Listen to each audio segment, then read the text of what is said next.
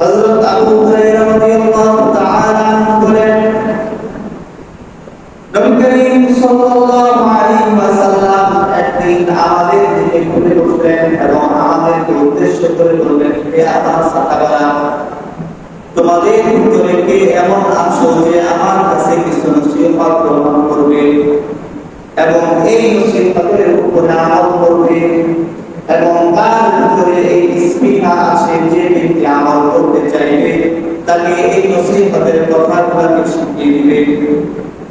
হযরত আবু হুরায়রা রাদিয়াল্লাহু তাআলা আনহু বলেন, আমি দাঁড়িয়ে গেলাম, নবী করিম সাল্লাল্লাহু আলাইহি ওয়াসাল্লাম আমার হাত চেপে ধরলেন এবং আমার হাত চেপে ধরার পর নবী করিম সাল্লাল্লাহু আলাইহি ওয়াসাল্লাম আমাকে কোণে কোণে পাঁচটা করেছেন। হযরত আবু হুরায়রা রাদিয়াল্লাহু তাআলা আনহু বলেন, এক নম্বরে নবী করিম সাল্লাল্লাহু আলাইহি ওয়াসাল্লাম আমাকে নসিহত করেছেন, ইত্তাকিল মাহারিমা তাকুন আ'বাদান নাস। হযরত আবু হুরায়রা রাদিয়াল্লাহু তাআলা আনহু বলেন, এক নম্বরে নবী করিম সাল্লাল্লাহু আলাইহি ওয়াসাল্লাম যে নসিহতটা আমাকে করেছেন, হে আবু হুরায়রা, আল্লাহ পাক রব্বুল আলামিন যে কাজগুলোকে হারাম করেছেন সেই কাজগুলোকে কখনোই করবে না।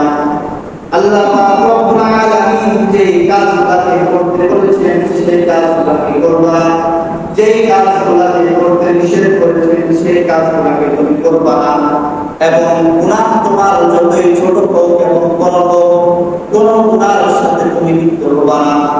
নবী করিম সাল্লাল্লাহু আলাইহি ওয়াসাল্লাম এরপরে হযরত আবু হুরায়রা রাদিয়াল্লাহু তাআলা আনহু বলেন, তুমি যদি গুনাহমুক্ত জিন্দেগি করতে পারো তাহলে আল্লাহ পাক রব্বুল আলামিন তোমাকে পুরস্কার হিসেবে দিবেন, বলবো লা আসাল্লাহু লাকা তামুআন নাস।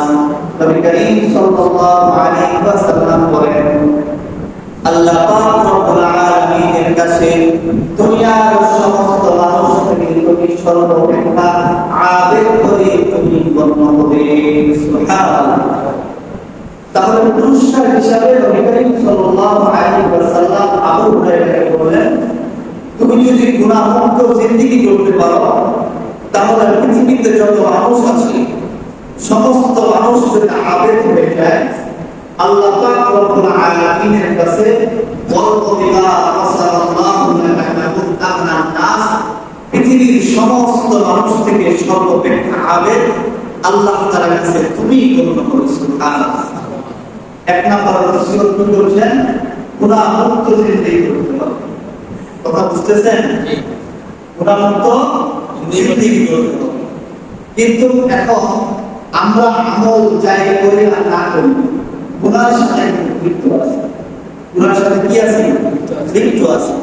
আর নবীজি এই হাদিসের ভিতরে এক নম্বরে নসিহত করলেন, গুনাহ সওয়াবের কাজ অল্প করো কিন্তু গুনাহের কাজের সাথে জড়িত হও না। গুনাহের কাজের সাথে জড়িত হও না। কারণ কি? কারণ এই কারণটা আমি বিগত অনেক সময় বলেছিলাম যে গুনাহের কাজ আমাদের নেকের যে ঘড়িটা আছে এটাকে কানা করে দেয়। এটাকে কি করে দেয়? কানা করে দেয়। উদাহরণ, আমি যদি একটা জগ অথবা একটা মগ নিয়ে টিকট করে দেয়, কিন্তু জগের নিচেও ফোটা আমার কলসের নিচেও ফোটা, তাহলে আমি ওই টিকট যতই জোরেই খেয়েছি আর ট্যাপ যত জোরেই চালাই ওই পানি দ্বারা কিন্তু আমার জগ আর মগকে বানা করতে হবে, কারণ তার তলটা ফুটা।